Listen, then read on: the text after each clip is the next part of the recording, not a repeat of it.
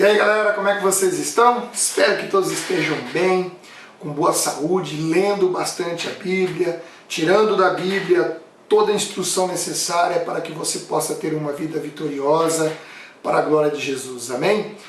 Que você seja, como sempre digo, que você seja como uma árvore plantada às margens de um rio, com raízes profundas, extraindo da palavra todos os nutrientes necessários, para que na época da seca, das dificuldades, você continue com as suas folhas verdes, você continue dando frutos para louvor da glória de Deus, amém? Então que essa devocional te abençoe e que, na verdade, eu quero compartilhar com você aquilo que Deus fala comigo, aqueles objetos de pesquisa, para que a sua devocional ainda seja mais rica e mais produtiva, para que você esteja cada vez mais fortalecido na presença de Cristo, amém? Vamos lá então, Ezequiel capítulo 31, fala do Egito como uma árvore caída.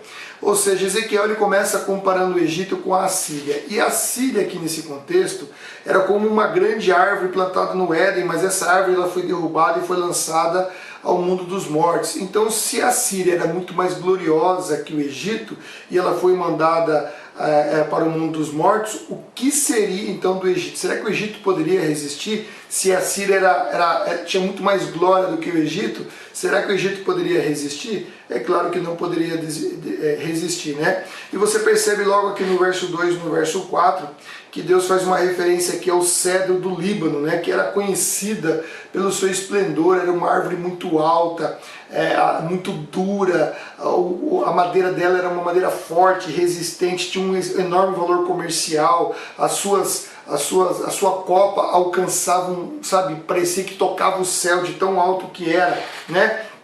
Mas houve um tempo em que o exército assírio ele era mais forte do que todos os outros exércitos da terra, tanto que foi o Império Assírio, derrubou ali Samaria, destruiu a Samaria, dominou toda aquela região. Mas acontece o seguinte, né, que Deus tinha lhe dado beleza, tinha lhe dado estatura, mas muito embora o poder assírio fosse tão magnífico e todos os grandes mundos viviam sobre os seus galhos, ele também caiu. Ele também caiu. E aqui o poder do Egito, Deus compara como semelhante ao poder da Síria, né? O Egito, ele se esqueceu que tudo que ele tinha, que toda a beleza, todo o esplendor do seu reino era decorrente da vontade de Deus, da bondade de Deus. E aí, por conta disso, por conta desse poder, por conta disso tudo que o Egito possuía, ele se tornou tão arrogante e tão soberbo quanto foi a Síria. E aí Deus faz uma comparação com Tiro aqui, né, lá no verso 10 e no verso 11.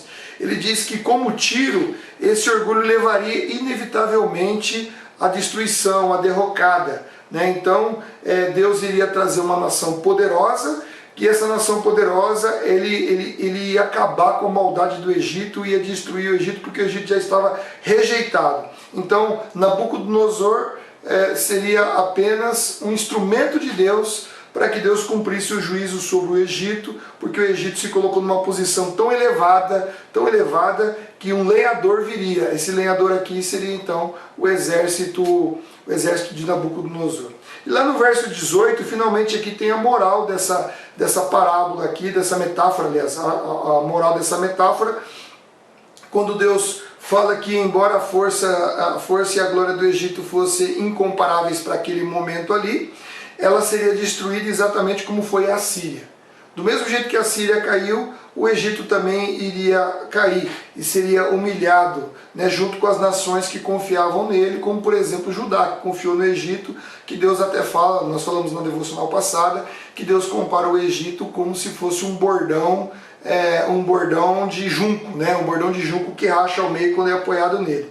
Então eles seriam realmente destruídos por causa do orgulho e por causa da soberba deles, né? Então no capítulo 32 nós temos aí uma continuação do decreto da destruição do Egito, né, por meio de uma metáfora inicial, e depois a descrição do juízo de Deus, que diz lá no capítulo 32, que é quase uma repetição do que nós podemos ver aqui no capítulo 31 e nos anteriores, que é o do Egito.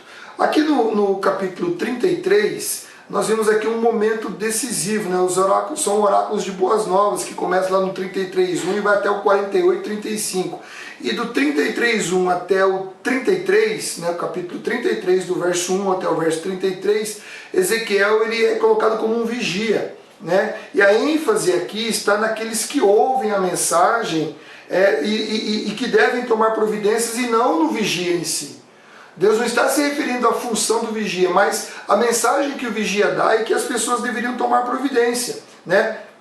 Assim como houve a destruição de Jerusalém e dos habitantes que habitavam lá em Jerusalém por causa das profecias, que não ouviram o que o vigia estava falando. Lembra quando eu comentei que estava falando assim, olha, preste atenção, porque um exército poderoso está vindo, um guerreiro valente, e esse guerreiro valente era o próprio Senhor, se revestindo da condição de guerreiro para vir derrotar Jerusalém, porque Jerusalém estava copiosamente no pecado de uma maneira irracional, né? A mesma coisa que Deus estava falando com relação aos exilados, porque eles tinham dificuldade em crer na mensagem de esperança. Então Ezequiel falava da mensagem de esperança que Deus estava dando, e falou assim, olha, está vendo? Do mesmo jeito que Jerusalém foi destruída, né? E tem aqui um mensageiro que trouxe a mensagem, cumprindo a profecia de Deus, acreditem, vai ter restauração. E Ezequiel estava falando tanto que ele estava querendo se calar, porque as pessoas estavam rejeitando a palavra do Senhor que ele dizia. E Deus fala para ele, advertiu ele que ele não poderia ficar em silêncio, que vem aqui justamente quando ele fala, olha, se um homem vai morrer, né, se um justo vai morrer por conta do seu pecado, e você não ir lá e não falar com ele a respeito do pecado dele, certamente ele morrerá, mas eu vou cobrar da tua mão o sangue dele. É isso que Deus está falando. Então, como Ezequiel havia sido fiel ao seu chamado de vigia, ninguém que tivesse ouvido a mensagem dele, né, poderia se eximir da sua responsabilidade acerca do julgamento que haveria de vir.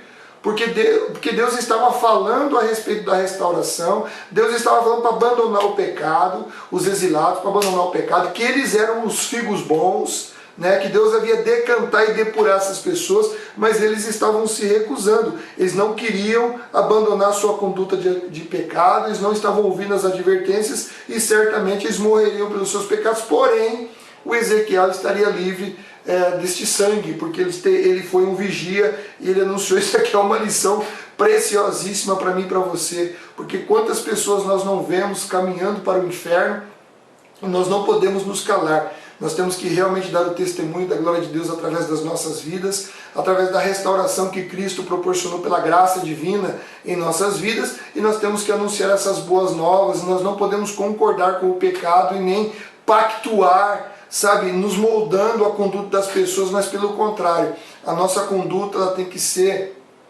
através dos princípios, dos propósitos e da moralidade do reino de Deus. Nós temos que ter a conduta que Cristo exige de cada um de nós, para que as pessoas vejam a santidade de Deus através das nossas vidas e assim sejam impactadas a mudar. E logicamente nós temos que falar também. Então aqui existe um perigo muito grande. Como eles não estavam ouvindo a mensagem de Ezequiel, corria-se o risco de eles se desesperarem, ao invés de eles se arrependerem e ter fé. Então eles tinham que prestar atenção que Deus estava dizendo o seguinte, ó, tá vendo o juízo? No meio do juízo existe a graça, no meio do juízo existe o perdão, tem espaço para perdão para todos aqueles que se arrependem, entendeu? Então o Senhor, ele não tinha prazer na morte dos perversos, pelo contrário, ele queria que todos se voltassem para ele e que todos pudessem se arrepender e todos pudessem ter vida com ele. É isso que Deus está falando aqui. Então tem todo isso aqui que Deus fala aqui, olha, se um pecador pecar, mas lá no final ele se arrepender e se voltar para mim, olha, eu vou perdoar os seus pecados. E todo aquele que tem muitos atos de justiça, mas lá no final ele pecar, tá, e não se arrepender, nenhum dos seus atos de justiça valerá para ele. É isso que Deus está falando aqui para mim e para você também, né? Não adianta a gente começar bem, a gente tem que terminar bem, caminhar bem e terminar bem, tá bom? Então nosso coração tem que estar sempre contrito e o espírito quebrantado para ouvir aquilo que Deus quer falar para nós. E lá no verso 23 até o verso 26, falam que aqueles que permaneceram nas cidades arruinadas lá de Judá, eles estavam se achando melhores. Esses caras aqui eram uns figos ruins, porque estavam se achando melhor e eles viram uma oportunidade de ter lucro, porque eles pensavam assim, bom, como o pessoal foi exilado, essa terra então agora é nossa. Ah, nós que vamos mandar nesse negócio aqui, nós somos os verdadeiros descendentes de Abraão que vão herdar essa terra prometida. Né? Então, nós vamos herdar toda essa terra. Então, Deus estava mostrando que esse comportamento desses caras aqui era um comportamento absurdo, um comportamento egoísta. Por quê? Porque eles não estavam se libertando do pecado, não estavam permitindo que Deus os libertasse do pecado. Pelo contrário, eles continuavam violando a lei de Moisés, continuavam assassinando as pessoas, eles continuavam sendo rebeldes. Né? E por serem rebeldes, obviamente que eles continuariam a herdar todas as maldições da aliança, ou seja, a espada, animal selvagem, doença, conforme dizia lá em Levítico capítulo 26, do verso 22 até o verso 25, né? É isso que Deus está falando aqui.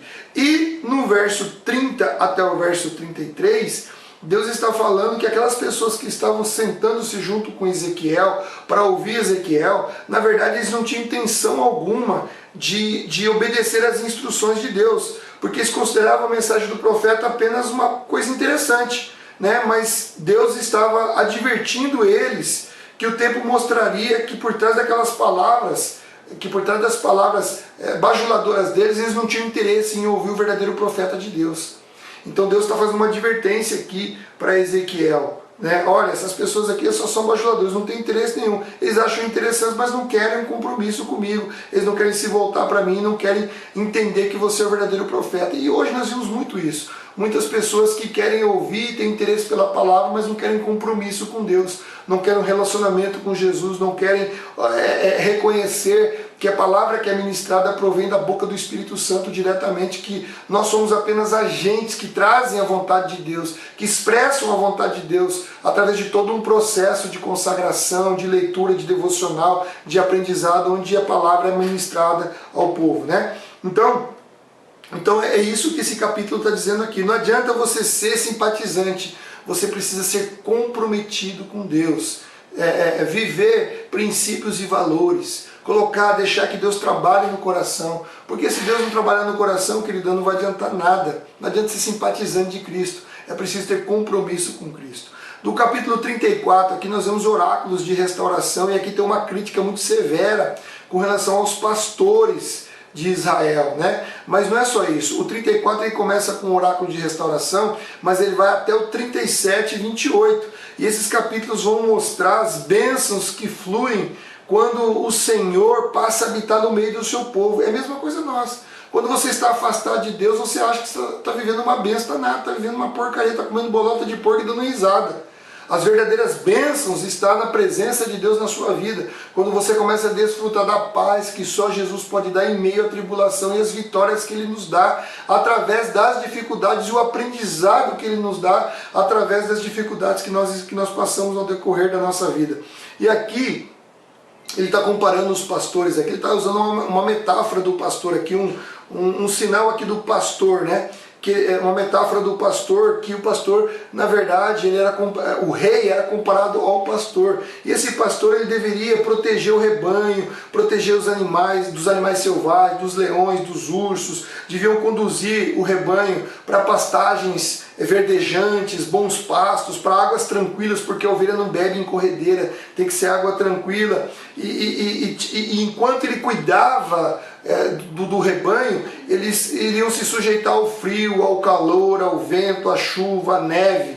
Né? Então esses pastores que eram os reis, né, que deveriam ser os reis, os sacerdotes, eles não estavam cuidando do povo, eles não estavam fazendo isso, pelo contrário, eles estavam fazendo coisas piores. E quando nós trazemos isso para o Novo Testamento, né, nós vimos aqui que essa metáfora do pastor aqui é justamente hoje os pastores de verdade, os pastores que estão nas igrejas, os líderes das igrejas, né, que estão supervisionando o rebanho de Deus. E Jesus, ele combina perfeitamente a firmeza que é necessária com a ternura do grande pastor de ovelhas, conforme diz Hebreus capítulo 13, lá no verso 20. Agora, Deus faz advertência aqui para esses pastores, que eles deveriam ter essa conduta e eles não têm essa conduta. Pelo contrário, Deus fala que aflição espera esses pastores que buscam os seus benefícios próprios, que buscam os seus próprios interesses, que se alimentam à custa do rebanho de Deus, que agem com dureza, com crueldade,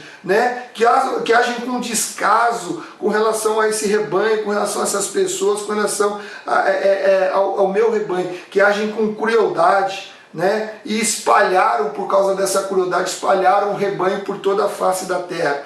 Então o Senhor jurou que iria responsabilizar esses pastores aqui, né, por suas ações, por terem feito justamente isso com o rebanho, né? E aí, meu amigo, vou te contar uma coisa, hein? Aí é tenso, hein? Aí é tenso, porque esses caras iam comer o pão que o diabo amassou. Isso aqui serve de um alerta para todos os pastores, inclusive para mim aqui que leio isso, né? Que nós temos que, na verdade, livrar o rebanho das garras da maldade. Nós temos que conduzir o rebanho a verdes pastagens, a se alimentar com prazer na palavra de Deus, a proteger o rebanho de Deus. Essa que é a verdadeira função do pastor, cuidar do rebanho de Deus e não tomar proveito do rebanho de Deus. Então, ai daqueles que brincam com essas coisas. E tem aqui uma advertência também, ainda no verso 20 a 22, com relação às ovelhas gordas e ovelhas magras. As ovelhas gordas aqui são aquelas que tinham poder e influência na sociedade, mas tomavam para si todas as coisas boas e deixavam os outros sem nenhum tipo de recurso, né? Então aqui é um alerta para as pessoas que estão em eminência na nossa sociedade, que pertencem ao corpo de Cristo e que elas devem usar essa posição em favor do Evangelho do Reino de Deus, em favor do Reino de Deus, e não tomar para si a sua posição e usufruir de tudo aquilo que aquela posição está oferecendo de uma maneira egoísta, mas que pelo contrário ele tem que usar aquela posição em benefício do Reino de Deus e do povo de Deus para abençoar as pessoas, amém? Então ai daqueles que são abençoados por Deus e acabam sendo egoístas, né, pensando somente em si. E aqui no final ali do verso 25 e diante, fala da aliança de paz, da aliança de paz do Senhor, né? Quando eu tiver quebrado as correntes da servidão e resgatado aquele povo que estava escravizado, eles saberão que eu sou o Senhor. Então termina de uma maneira bem legal aqui. O capítulo 35 aqui é de novo falando sobre Edom, né, que Edom matou o povo de Judá quando estava indefeso, e ele disse assim: as terras de Judá são minhas, eu tomarei posse delas, e por conta disso Deus fala que chegou a sua vez. Né? Como eles cresceram o olho, eles foram egoístas, eles queriam o mal do povo de Deus, não respeitaram, trouxeram lá coisas que aconteceram entre Jacó e Esaú, trouxeram a rixa, a rivalidade, né? Então Deus vai dar o castigo merecido para cada um deles. E essa profecia se cumpriu quando uma colisão de tribos árabes, em algum momento lá do século V, acabou e exterminou o povo de Edom, e aí eles viram que o Senhor era Deus, porque eles abusaram da maldade e do pecado e entraram numa senda de vingança, e isso não vai levar a lugar nenhum. É por isso que Deus fala, Jesus disse que nós temos que amar os nossos inimigos e orar por aqueles que nos perseguem. Essa é a função nossa.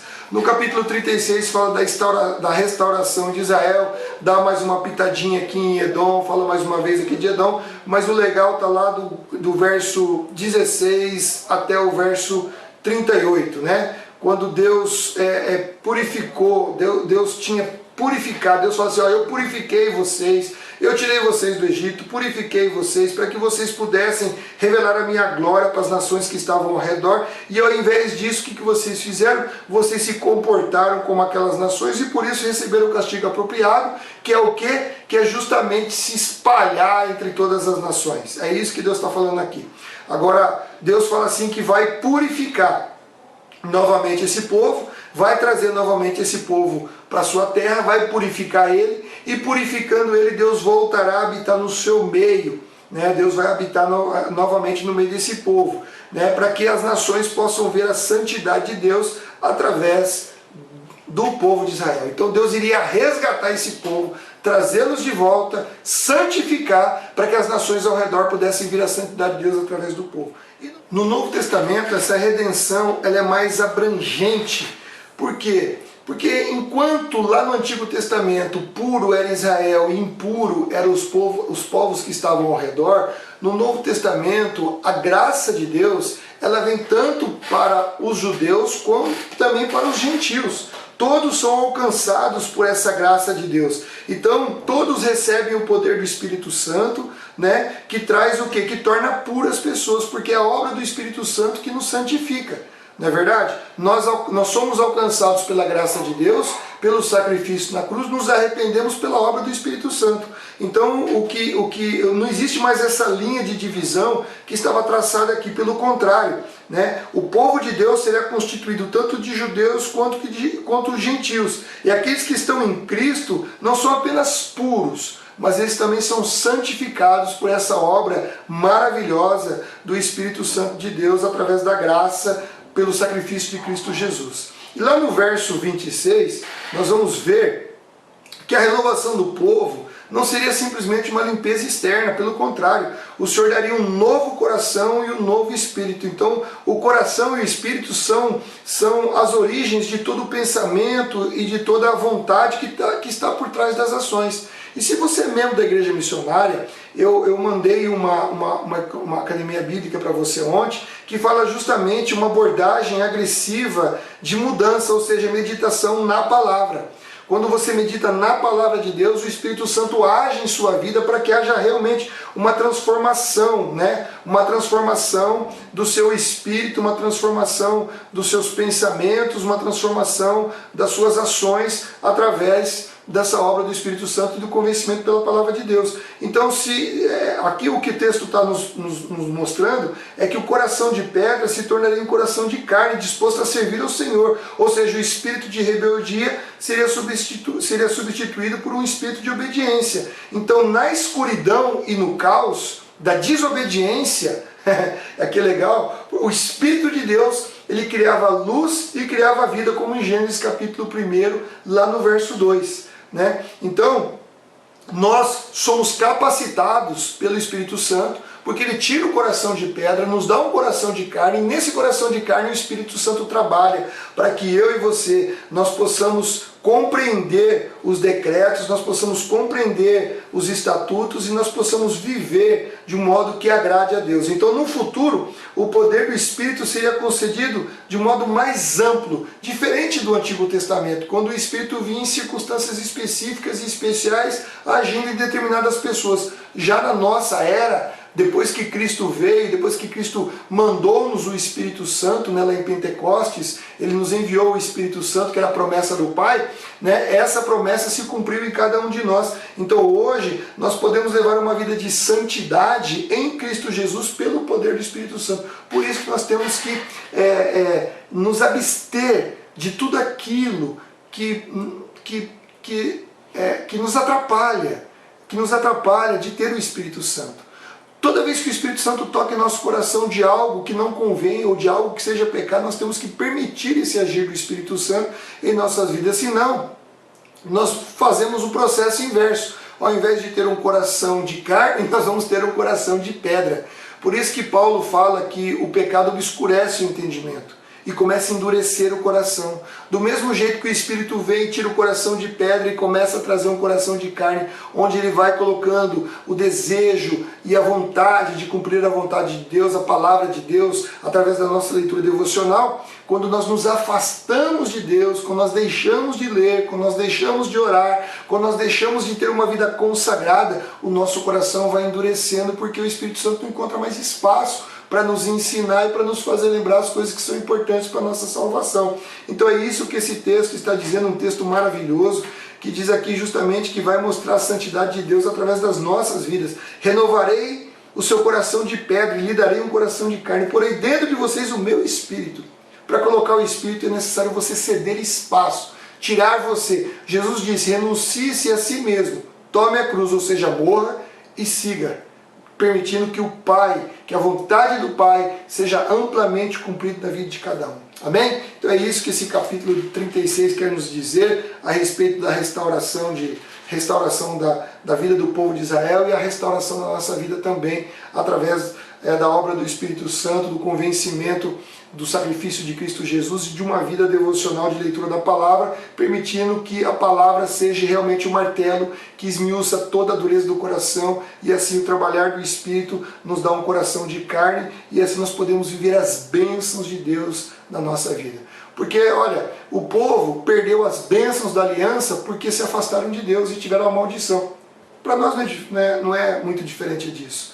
Todas as promessas de Deus têm o sim e o amém em Cristo Jesus. Se nós nos afastamos de Cristo, nos afastamos das promessas de Deus e ficamos sujeitos a todas as intempéries do mundo, a toda a maldade do mundo, a toda a crueldade do mundo, porque o diabo veio para matar, roubar e destruir, e é ele que está gerenciando os filhos da desobediência, e nós podemos nos tornar um desses.